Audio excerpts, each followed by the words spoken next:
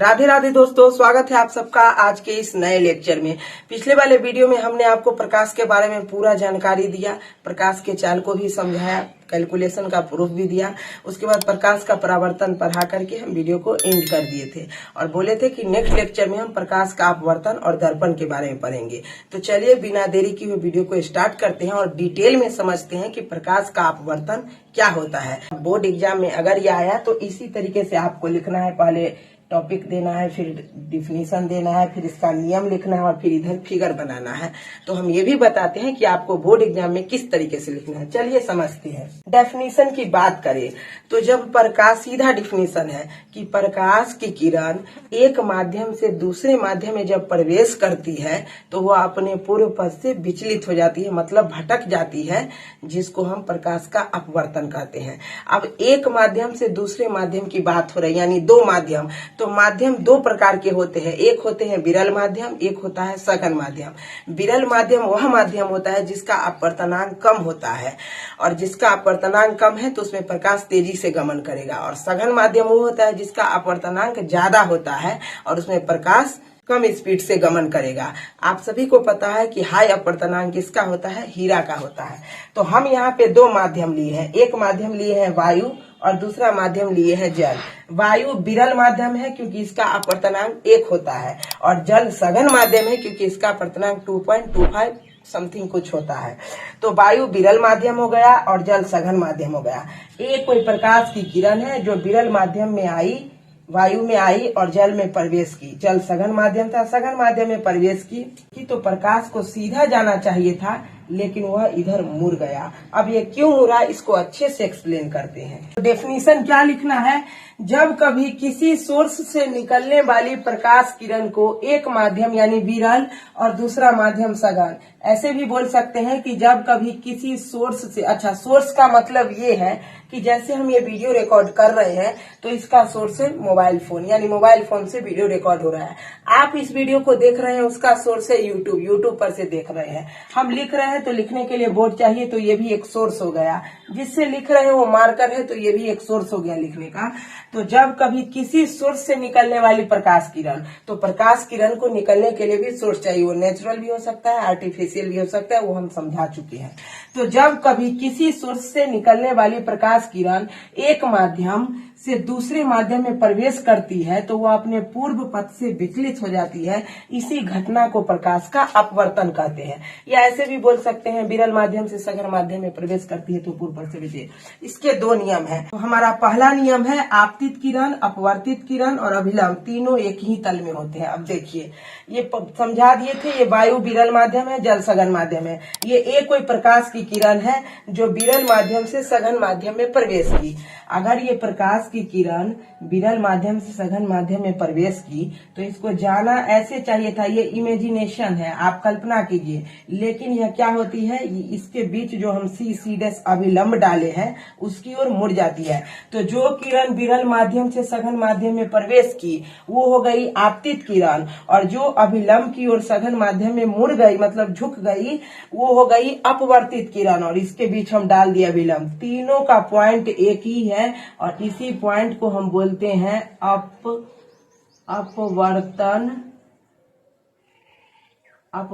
बिंदु, incident point.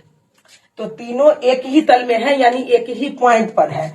दूसरा है आपतन कोण, जिसको आई बोलते हैं, कि जया का मतलब होता है साइन और कोज्या का मतलब होता है कॉस। तो आपतन कोण की जया साइन तथा अपवर्तन कोण आर की जया का अनुपात नियतांक होता है, जिसे एस्नेल का नियम कहते हैं। एस्नेल साइंटिस्ट का नाम है, इसके लिए इसके नाम पर पड़ा है। तो देखिए, जया का मतलब साइन होता है, कोज्या का मतलब कॉस होता है। तो आपतित किरण और अभिलंब के बीच जो कोण बन गया वो आपतन कोण, और अपवर्तित किरण और अभिलंब के बीच जो कोण बन गया वो अपवर्तन कोण हो गया। वहां परावर्तन कोण था, यहाँ अपवर्तन कोण हो गया। तो प्रकाश के अपवर्तन में क्या था? आपतन कोण था और परावर्तन कोण था, वो दोनों आपस में बराबर था। लेकिन यहाँ क्या है, एक है आपतन कोण और एक है अपवर्तन कोण। वहां परावर्तित किरण था, यहाँ अपवर्तित किरण है। ये हो गया आपतित किरण, ये हो गया अपवर्तित किरण, ये अभिलंब नाम हो गया ये आपतन कोण और ये अपवर्तन कोण। में नियम है कि आपतन कोण की जया, मतलब यहाँ आपतन कोण में जया लग गया। अगर आपतन कोण आय है तो इसमें जया लग गया, जया का मतलब होता है साइन, तो ये हो जाएगा साइन आर। और अपवर्तन कोण में भी जया है तो अपवर्तन कोण होता है आर, और इसमें जया लग गया तो ये हो जाएगा साइन आर। का अनुपात नियतांक होता है, यानी एक कांस्टेंट होता है जिसे स्नेल का नियम कहते हैं। तो ये दोनों का अनुपात करेंगे, यानी साइन आई बटे साइन आर, और इसका एक नियतांक होता है जिसको बोलते हैं म्यू। तो यही होता है स्नेल का नियम। यहाँ पर लिखे हैं म्यू बराबर साइन आई बट्टा साइन आर। तो प्रकाश के परावर्तन में क्या था, आपतन कोण परावर्तन कोण के बराबर था, यानी कोण आई कोण आर के बराबर था।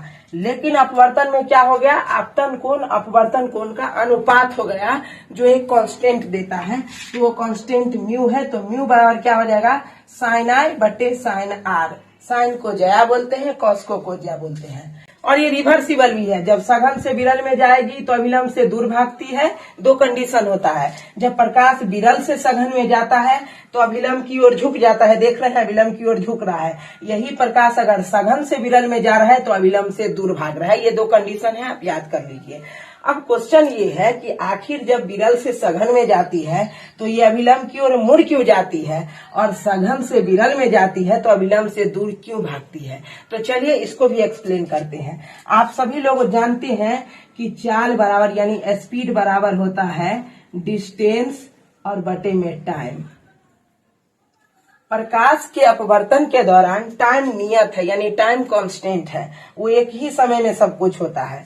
अब देखिए, अगर हम लिख दिए स्पीड बराबर डिस्टेंस अपन में टाइम, तो स्पीड का समानुपाती क्या होगा, डिस्टेंस होगा, और व्युत्क्रमानुपाती क्या होगा, टाइम होगा। तो टाइम से हमको मतलब ही नहीं है क्योंकि ये कांस्टेंट है।